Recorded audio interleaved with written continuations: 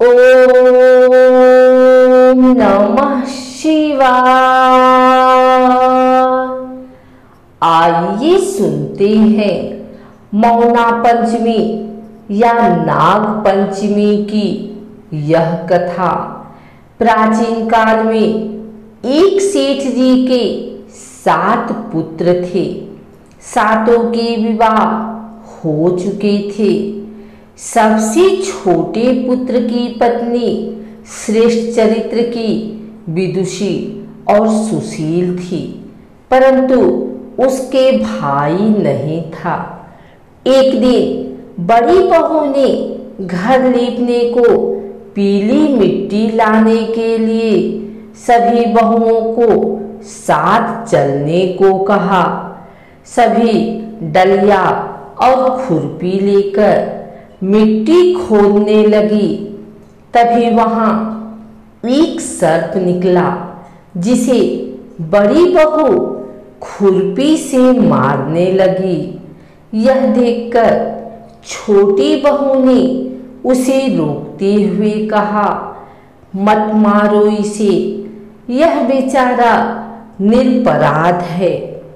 यह सुनकर बड़ी बहू ने उसे नहीं मारा। तब सर्प एक ओर जा बैठा। तब छोटी बहू ने उससे कहा, हम अभी लौट कर आती हैं, तुम यहाँ से जाना मत। यह कहकर वह सबके साथ मिट्टी लेकर घर चली गई और वहाँ काम काज में फंसकर सर्प से जो वादा किया था उसे भूल गई। उसे दूसरे दिन वह बात याद आई तो सबको साथ लेकर वहां पहुंची और सर्प को उस स्थान पर बैठा देखकर बोली, सर्प भैया नमस्कार। सर्प ने कहा, तू भैया कह चुकी है, इसलिए तुझे छोड़ देता हूँ, नहीं तो झूठी बात कहने के कारण तुझे अभी डस लेता। वह बोली, भैया मुझसे भूल हो गई। उसकी क्षमा मांगती हुई तब सर्प बोला, अच्छा तू आज से मेरी बहन हुई और मैं तेरा भाई हुआ। तुझे जो मांगना हो मांग ले। वह बोली, भैया मेरा कोई नहीं भाई है, अच्छा हुआ जो तू मेरा भाई बन गया। कुछ दिन व्यतीत होने पर वह सर्प मनुष्य का रूप रखकर उसके घर आया और बोला कि मेरी बहन को भेज दो। सबने कहा कि इसके तो कोई भाई नहीं था, तो वह बोला, मैं दूर के रिश्ते में इसका भाई हूँ। बचपन में ही बाहर चला गया था। उसके विश्वास दिलाने पर घर के लोगों ने छोटी को उसके साथ भेज दिया। उसने मार्ग में बताया कि मैं वही सर्प हूँ, इसलिए तू डरना नहीं और जहाँ चलने में कठिनाई हो वहाँ मेरी पूंछ पकड़ लेना। उसने कहे अनुसार ही किया और इस प्रकार वह उसके घर पहुँच गई। वहाँ के धन ऐश्वर्य को देखकर वह चकित हो गई। एक दिन सर्प की माता ने उससे कहा, मैं एक काम से बाहर जा रही हूँ, तू अपने भाई को ठंडा दूध पिला देना। उसे यह बात ध्यान न रही और उससे गर्म दूध पिला दिया, जिसमें उसका मुख बेतरह जल गया। यह देखकर सर्प की माता बहुत क्रोधित हुई, परंतु सर्प के समझाने पर शांत हो गई। तब सर्प ने कहा कि बहन को अब उसके घर भेज देना चाहिए। तब सर्प और उसके पिता ने उसे बहुत सा सोना, चांदी, जवाहरात, वस्त्राभूषण आदि देकर उसे घर पहुंचा दिया। इतना ढेर सारा सोना देखकर बड़ी बहू ने ईर्ष्या से कहा, भाई तो बड़ा धनवान है, तुझे तो उससे और भी धन लाना चाहिए। सर्प ने यह वचन सुना तो सब वस्तुएं सोने की लाकर दे दी। यह देखकर बड़ी बहू ने कहा, इन्हें झाड़ने की झाड़ू भी सोने की होनी चाहिए। तब सर्प ने झाड़ू भी सोने की लाकर रख दी।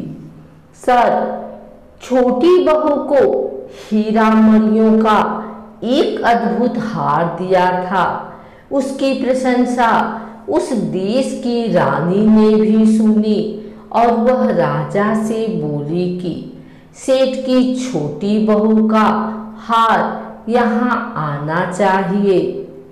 राजा ने मंत्री को हुक्म दिया कि उससे वह हार लेकर शीघ्र उपस्थित हो। मंत्री ने सेठ जी से जाकर कहा कि महारानी जी छोटी बहू का हार पहनेंगी, वह उसे लेकर मुझे दे दो। सेठ जी ने डर के कारण छोटी बहू से हार मंगाकर दे दिया। छोटी बहू को यह बात बहुत बुरी लगी। उसने अपने सर्प भाई को याद किया और आने पर प्रार्थना की, भैया रानी ने हार छीन लिया है, तुम कुछ ऐसा करो कि जब वह हार उसके गले में रहे तब तक के लिए सर्प बन जाए और जब वह मुझे लौटा दे तब हीरों और मणियों का हो जाए। सर्प ने ठीक वैसा ही किया। जैसे ही रानी ने हार पहना वैसे ही वह सर्प बन गया। यह देखकर रानी चीख पड़ी और रोने लगी। यह देखकर राजा ने सेठ के पास खबर भेजी कि छोटी बहू को तुरंत भेजो। सेठ जी डर गए कि राजा ने न जाने क्या करेगा। वे स्वयं छोटी बहू को साथ लेकर उपस्थित हुए। राजा ने छोटी बहू से पूछा, तूने क्या जादू किया है? मैं तुझे दंड दूंगा। छोटी बहू बोली, राजन धृष्टता क्षमा कीजिए, यह हार ही ऐसा है कि मेरे गले में हीरों और मणियों का रहता है और दूसरों के गले में सर्प बन जाता है। यह सुनकर राजा ने वह सर्प बना हार उसे देकर कहा, अभी पहन कर दिखाओ। छोटी बहू ने जैसे ही उसे पहना वैसे ही हीरो मणियों का हो गया। यह देखकर राजा को उसकी बात का विश्वास हो गया और उसने प्रसन्न होकर उसे बहुत सी मुद्राएं भी पुरस्कार में दी। छोटी अपने हार और इन सहित घर लौट आई। उसके धन को देखकर बड़ी बहू ने ईर्ष्या के कारण उसके पति को सिखाया कि छोटी बहू के पास कहीं से धन आया है। यह सुनकर उसके पति ने अपनी पत्नी को बुलाकर कहा, ठीक ठीक बता कि यह धन तुझे कौन देता है। तब वह सर्प को याद करने लगी। तब उसी समय सर्प ने प्रकट होकर कहा, यदि मेरी धर्म बहन के आचरण पर संदेह प्रकट करेगा तो मैं उसे खा लूंगा।